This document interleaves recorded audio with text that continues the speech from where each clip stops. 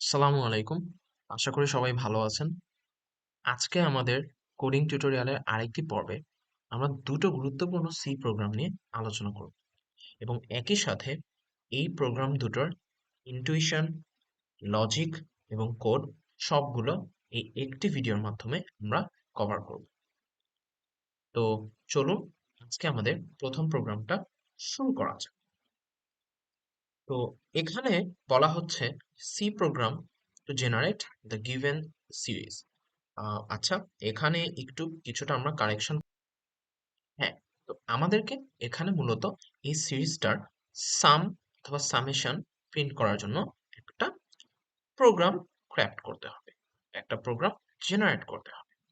So আমরা এই প্রবলেমটির direct কোডে চলে যাওয়ার আগে প্রবলেমটি নিয়ে কিছুটা আমরা খুঁটিনাটি অ্যানালাইসিস করার চেষ্টা করব, যেন আমাদের প্রবলেমটা বুঝতে ও তার জন্য প্রয়োজনীয় কোডটা করতে খুবই সহজ হয়। তো চলুন আমরা দেখে নিই এই প্রোগ্রামটির অ্যানালাইসিস। আমরা যদি একটু কেয়ারফুলি দেখি, আমরা যদি একটু কেয়ারফুলি অবজার্ভ করি, তাহলে আমরা দেখতে পাবো যে এখানে এই সিরিজটায় এই সিরিজটার ক্ষেত্রে এই সিরিজটার যে প্রথম টার্ম, অর্থাৎ সিরিজটার প্রথম টার্ম নিয়ে যদি আমরা কথা বলি, তাহলে যেটা হবে তাহলে সেটা হচ্ছে, অর্থাৎ সিরিজটার প্রথম টার্ম নিয়ে যদি আমরা কথা বলতে যাই, যেমন আমরা এখানে কতগুলো টার্ম সেটা বোঝানোর জন্য এন একটা ভ্যারিয়েবল নিয়েছি, আর সামেশন স্টোর করার জন্য আরেকটা ভ্যারিয়েবল নিচ্ছি।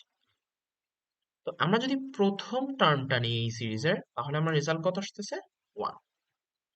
আবার আমরা যদি দ্বিতীয় টার্মটা নিই, তাহলে আমার রেজাল্ট কত আসতেছে? -1। একই সাথে আমরা যদি প্রথম তিনটা টার্ম নেই, অর্থাৎ প্রথম টার্ম নিয়েছি, তারপরে আমরা প্রথম দুইটা টার্ম নিয়েছি, তারপরে একই সাথে আমরা যদি এখন প্রথম তিনটা টার্ম নিই, তাহলে আমাদের সাম আসতেছে 2।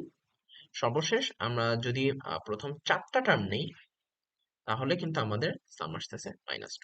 তো আমরা চাইলে আরো এরকম অনেকগুলা টার্ম, 10 12, যেটাই আপনার আমাদের আহ, আর কি প্রয়োজন হয়, আমরা তত টার্ম পর্যন্ত কিন্তু আমরা ভেরিফাই করতে পারি। তো আমরা জিনিসটা সিম্পলি ভাবেই যদি দেখি, তো আমি এটার জন্য এতগুলা টার্ম আর নেইনি। তো এখন আমরা যেটা দেখতে পারি যে যখন আমরা জোড় সংখ্যা নিচ্ছি, যেমন যখন আমাদের যখন n ইকুয়ালস টু 2, যখন আমরা জোড় সংখ্যা নিচ্ছি, তখন আমাদের অ্যান্সার আসতেছে -1। আবার যখন আমরা আরেকটা জোড় সংখ্যা নিচ্ছি, যখন আমাদের n ইকুয়ালস টু 4, তখন আমাদের অ্যান্সার আসতেছে মাইনাস। আমরা কি একটা জিনিস খেয়াল করতে পারছি? সেই বিষয়টা হচ্ছে যে যখন পদসংখ্যা যখন আমাদের জোড় হচ্ছে, তখন আমাদের সামেশনটা বা যোগফলটা তার অর্ধেক হচ্ছে, তাই না? যখন 2, তখন তো তার অ্যান্সার ছিল 1। আবার একইভাবে যখন n এর মান 4, তখন সামের অ্যান্সার হয়ে যাচ্ছে -2।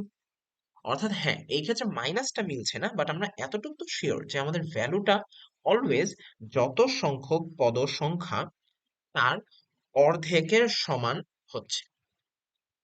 তো আমরা মোটামুটি বলতে পারি যে এন যদি আম, কি হয়, এন যদি আমার এরকম জোড় হয়, অর্থাৎ 2 4 এরকম যদি হয়, তাহলে কি হবে? তাহলে আমরা বলতে পারতেছি সাম হয়ে যাচ্ছে কত?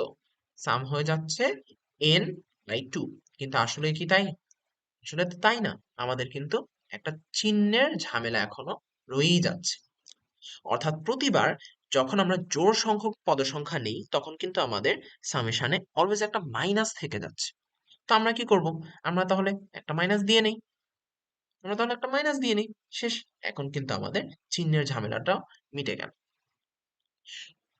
তো এটা গেল আমাদের প্রোগ্রামের যখন আমাদের পদসংখ্যা আমরা জোড় নেব, অর্থাৎ n এর মান যদি ইউজার জোড় দেয়, যেমন 2 4 6 এভাবে যদি দেয়, তখন প্রোগ্রামটা কোন লজিক ফলো করবে? তখন এই লজিকটা কিন্তু আমাদের প্রোগ্রামটি ফলো করবে। তো একইভাবে আমরা যদি বেজোড়ের ক্ষেত্রে দেখতে চাই, তাহলে আমরা আরেকটা ইন্টারেস্টিং বিহেভিয়ার লক্ষ্য করব। সেটা হচ্ছে যে যখন আমাদের, যখন আমি একটু রংটা কিছুটা চেঞ্জ করে নিচ্ছি যেন আমাদের বুঝতে সুবিধা হয়। যখন আমাদের n equals to 1, তখন আমাদের সাম কত? 1। যখন আমাদের n equals to 3, তখন আমাদের সাম কত? 2। ঠিক আছে? অর্থাৎ আমরা যদি একটু এখান থেকে কনক্লুড করার চেষ্টা করি, তাহলে আমরা কিন্তু একটা জিনিস দেখতে পাচ্ছি। ঠিক আছে? আচ্ছা, যেমন n equals to যখন 1 হচ্ছে, n equals to যখন 1 হচ্ছে, তখন কি হচ্ছে? তখন কিন্তু আমার সাম চলে যাচ্ছে কত? সামও চলে যাচ্ছে কিন্তু 1 এ। সাম চলে যাচ্ছে 1 এ। একইভাবে আমি যদি ঠিক আছে? অর্থাৎ একইভাবে আমি যদি বলি যে n equals to যখন 3, তখন হয়ে যাচ্ছে সাম 2। একইভাবে n equals to যখন 5, তখন সাম হয়ে যাচ্ছে 3। আম কিছুটা কি পরিচিত বিহেভিয়ার মনে হচ্ছে? বা আমরা কি কিছুটা ধরতে পারছি বিষয়টা? বিষয়টা অনেকটা এরকম না? যে যখন আমরা একটা বিজোড় সংখ্যা দিচ্ছি, যখন আমরা একটা বিজোড় সংখ্যক পদ নিচ্ছি, ততগুলো পদের জন্য সাম আসতেছে। সাম কোনটা আসতেছে? সাম আসতেছে সেই বিজোড় সংখ্যার সেই বিজোড় সংখ্যা, ঠিক আছে? সেই বিজোড় সংখ্যার যে পরবর্তী পদ, অর্থাৎ যেমন এখানে যখন n equals to 3, তখন তার পরবর্তী পদ কত? 3 plus 1 equals to কত? 4। এই 4 কেই যদি আমরা 2 দিয়ে ডিভাইড করি, তাহলে কিন্তু আমাদের অ্যান্সার আসতেছে 2, যেটা কি আমাদের এই যে এখানে সামের ভ্যালু, তাই না? একইভাবে আমরা যদি 5 এর ক্ষেত্রে দেখি, তাহলে কিন্তু অনেকটা এমন। তাহলে কিন্তু দেখা যাচ্ছে যে n equals to 5 এর ক্ষেত্রে সাম আসতেছে 3, তাই না? তাহলে আমরা কি অনেকটা এভাবে লিখতে পারি না?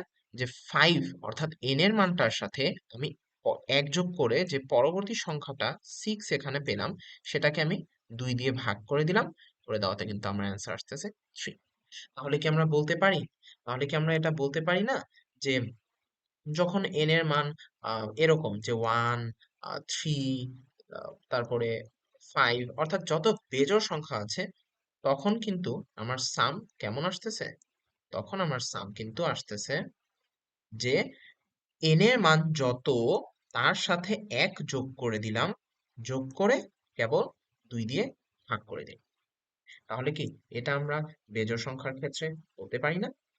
এইটাই কি আমরা n এর মান যখন বেজোড়, সেক্ষেত্রে লজিকটা বলতে পারি। অর্থাৎ ইউজার যদি n এর মান 1 দেয়, 3 দেয়, 5 দেয়, বা এরকম যে কোনো বেজোড় সংখ্যা দেয়, সেটা 7, 9, 13, 15, 17, 19, যে কোনো বেজোড় সংখ্যা হোক, তখন প্রোগ্রাম কোন লজিকটা ফলো করবে?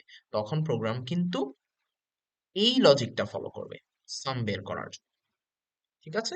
এই লজিকটা কিন্তু ফলো করবে। তো আমরা কিন্তু এখন তাহলে সামের জন্য আহ, যে লজিক সেটা বুঝে গেলাম। এখন আমরা কোড নিয়ে কিছুটা কথা বলবো। তো তো আমরা যদি এখন সরাসরি কোডে চলে যাই, তাহলে তো আমরা এসে পড়লাম আমাদের কোডে।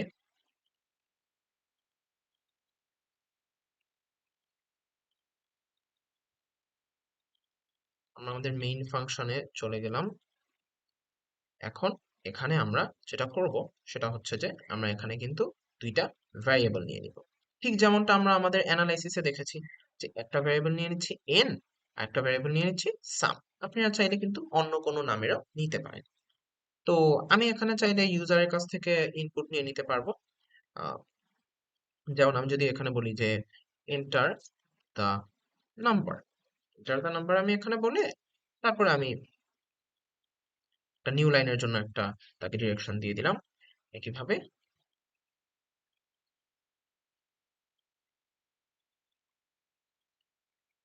সরি, আমার এখানে একটু ভুল হয়ে গেছে। তো আমরা এখন এটার ইনপুট নেওয়ার জন্য কি করব? স্ক্যানএফ ব্যবহার করব। তো যেহেতু আমরা ইন্টিজার টাইপ ডেটা নিচ্ছি, তাহলে কিন্তু আমাদের জন্য ফরম্যাট স্পেসিফায়ারটা -d হবে। আর আমরা কোন ভ্যারিয়েবলের আন্ডারে এটা স্টোর করব? এটা কিন্তু আমরা n ভ্যারিয়েবলের আন্ডারে স্টোর করতে যাচ্ছি। তাহলে পার্সেন্ট n। তো এখন আমাদের কথা হচ্ছে আমাদের প্রোগ্রাম আমাদের প্রোগ্রামে যে আমাদের প্রোগ্রামের কিন্তু দুইটা রাস্তা থাকবে।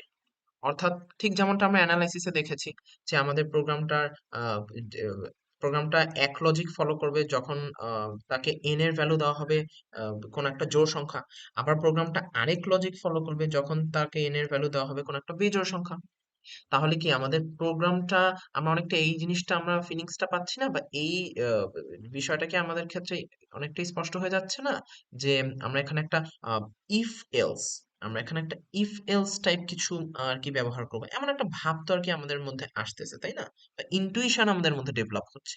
তো আহ, সেই বিষয়টাই কিন্তু আমরা এখানে দেখার তো হ্যাঁ, আমরা এখন সেটাই করব, আমরা ইফ এলস ব্যবহার। ওকে, তো আমরা কি করব? আমরা বলবো যে আর কি যখন আমাদের প্রোগ্রামটা এন এর একটা জোড় মান বা এন এর একটা ইভেন ভ্যালু রিসিভ করবে, তখন কিন্তু আমাদের যেটা হবে সেটা হচ্ছে যে আমাদের এই লজিকটা ফলো করতে হবে। ওকে, সো আমরা এটার জন্য একটা ইফ স্টেটমেন্ট আমরা এখন এখানে ইমপ্লিমেন্ট করব। অর্থাৎ এন এর মান যদি জোড় হয়, তো এন এর মান জোড়ের ক্ষেত্রে আমরা যেটা দেখব যে আহ, সেটা কিন্তু যে এনটা এনটাকে যদি আমরা 2 দিয়ে ডিভাইড করি তাহলে সেটা কিন্তু 0 আসবে। আর এটাই কিন্তু আমাদের আহ, জোড় হওয়ার যে শর্তটা সেটাকে বোঝায়। তো সেই ক্ষেত্রে সামের ভ্যালু কোনটা হবে? অর্থাৎ আমরা যদি একটা এন ভ্যালু যেটা জোড় সেটা যদি আমরা ইনপুট পাই, তখন আমরা কোন লজিকটা ইমপ্লিমেন্ট করব? তখন কিন্তু আমরা এই যে এই লজিকটা ইমপ্লিমেন্ট করব, এই লজিকটা। অর্থাৎ তখন আমাদের সামের ভ্যালুটা হবে মাইনাস, আমি যদি একটু ব্র্যাকেট দিয়ে সুন্দর করে লিখি, minus N divided by, right? এটা হচ্ছে যখন আমাদের আহ, আমাদের এন এর ভ্যালুটা যখন জোড়। ওকে, এখন আমাদের এন এর ভ্যালুটা যদি জোড় না হয়, জোড় না হলে মানে কি বেজোড় হয়, তাহলে আমাদের কোন লজিকটা বা আমাদের সামের জন্য কোন লজিকটা ছিল? এই যে এই লজিকটা ছিল, তাই না? এই লজিকটা কিন্তু ছিল। তো এইটাই কিন্তু আমাদের প্রোগ্রামে আমরা ইমপ্লিমেন্ট করব। কিভাবে? আমরা এখানে বলতে পারি যে যদি এন এর আমরা একটা আম, বেজোড় ভ্যালু আমরা রিসিভ করি, তাহলে কিন্তু আমরা এই লজিকটা ফলো করব। সেটা হচ্ছে, আমি যদি একটু ব্র্যাকেট দিয়ে দেখাই, n প্লাস 1 ডিভাইডেড বাই 2। এটা কিন্তু আমাদের যখন n এর ভ্যালু একটা বিজোড় সংখ্যা, তখন কিন্তু আমাদের সামের ভ্যালু হবে এটা। ঠিক আছে, তো তারপরে আমরা প্রোগ্রামের সর্বশেষ আমরা রেজাল্টটা দেখাই দিতে পারবো। তার জন্য আমরা প্রোগ্রামটা এভাবে ইমপ্লিমেন্ট করতে পারি যে দ্য সাম ইজ, আমি বলে দিলাম দ্য সাম ইজ, এখানে আমাদের ভ্যালুটা বসবে সামের, অর্থাৎ যে ভ্যালুটা আমরা পাই। আর সেটা যেহেতু ইন্টিজার, তাই আমরা কিন্তু এখানে percentage D from the specifier ব্যবহার করব। ওকে, তো এভাবে কিন্তু আমাদের প্রোগ্রামটা তাহলে কমপ্লিট হয়ে গেল। অর্থাৎ আমরা যদি একটু দেখি আবার শুরু থেকে, আমরা প্রথমে ইউজারের কাছ থেকে একটা টেক্সট প্রম্পটের মাধ্যমে আমরা ইউজারের কাছ থেকে এন এর ভ্যালু নিয়ে নিচ্ছি। এন এর ভ্যালু নিয়ে আমরা চেক করতেছি যে এন এর ভ্যালুটা কি জোড়। জোড় হলে আমরা এই লজিকটা ইমপ্লিমেন্ট করে সামেশনটা বের করব। আবার আমরা দেখব এন এর ভ্যালুটা কি বেজোড়। যদি জোড় না হয় তাহলে অবশ্যই বেজোড়। অর্থাৎ এই ইফ এর ভিতরের কন্ডিশনটা যদি ইমপ্লিমেন্ট না হয়, তাহলে অবশ্যই আমরা এলস এ মুভ করব। ঠিক যেমনটা ইফ এলস স্টেটমেন্ট বা ব্লক গুলো কাজ করে, তখন কিন্তু আমরা সুন্দর মতো এলস ব্লকের এই বডিতে এসে পড়বো, আর আমরা সামেশনটা ইজিলি ফাইন্ড আউট করতে পেরে যাব। শেষে গিয়ে আমরা ফাইনালি জাস্ট আমরা যে মানে সামের যে ভ্যালুটা পেয়েছিলাম, সেটা জোড়ের জন্য হোক বা বিজোড় এন এর জন্য হোক, অর্থাৎ এন জোড় বা বিজোড় যেটাই হোক, আমরা যেটা পেয়েছিলাম সেটা কিন্তু আমরা লাস্ট লাইনে গিয়ে জাস্ট প্রিন্ট করাই দিচ্ছি। আমরা যদি একটু এখানে চেক করি যে আমি এন এর ভ্যালু নিচ্ছি 4, তাহলে আসতেছে, তাহলে কিন্তু আমার সাম আসতেছে -2। ওকে, আর এটা কিন্তু আমরা দেখে এসেছি। আমরা যদি এন এর ভ্যালু নিয়ে নিই 3, তাহলে আমার সাম আসতেছে 2। একইভাবে আমরা যদি 1 নিই, তাহলে আমাদের সাম কত আসতেছে? 1। অর্থাৎ আমাদের প্রোগ্রামটা কিন্তু খুব স্মুথলি আর খুব সুন্দরভাবে রান করতেছে। তো আজকে আমাদের যে প্রোগ্রামটা বা প্রবলেমটা, প্রথম প্রবলেমটা এই পর্যন্তই থাকবে।